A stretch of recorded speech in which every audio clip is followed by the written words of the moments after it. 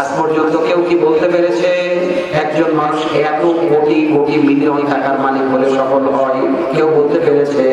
আজকে আমার 1 লক্ষ স্বপ্ন দেখবো 1 লক্ষ 1 টাকা কিভাবে হয়? কথা বলে না। আজকে 10টা কারখানা দেখবো 11টা কারখানা কিভাবে হয়? দুনিয়ার কোনো চাহিদার শেষ নাই। আজকে 10টা ঘের আছে, চেষ্টা করবো 11টা ঘের কিভাবে বানানো যায়। আজকে আমার টাইলসওয়ালা বাড়ি আছে, সফলতা কোথায় খুঁজেন শুনে নেন। 5 বছর আগে একজন মালিক সব সুন্দর করে টাইলস দিয়ে বাড়ি করছে, 5 বছর পরে টাইলসটা পুরো হয়ে গেছে, মনে হয় আরে কি করলাম।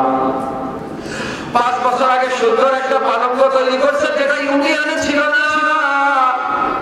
5 বছর পরে এত সুন্দর সুন্দর চমৎকার ডিজাইন দোকানে দেখা যায়, মনে হয় আরে এইটা সফলতা না।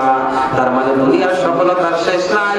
কিন্তু আমার আল্লাহ ডাক দিয়ে বলেন কদ আফলাহাল মুমিনুন, যদি ঈমানদার হতে পারো, কোরআন মানতে পারো, তুমি সফল কাম, তুমি জান্নাতে। চিৎকার দিয়ে বলুন সুবহানাল্লাহ।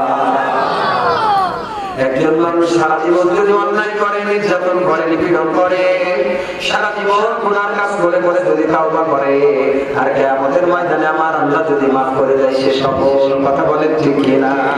ও গোলাম শুনে নাও, ও প্রিয় কলিজার টুকরা ভাইরা শুনে নেন।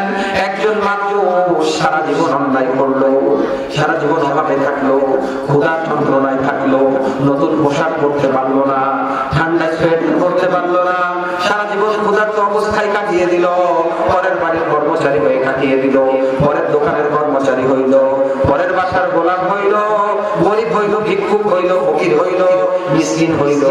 কিন্তু মারা যাওয়ার পরপরই আল্লাহ যদি তারে জান্নাতে দেয়, তার জীবনটা সার্থক। কথা বলেন ঠিক কিনা?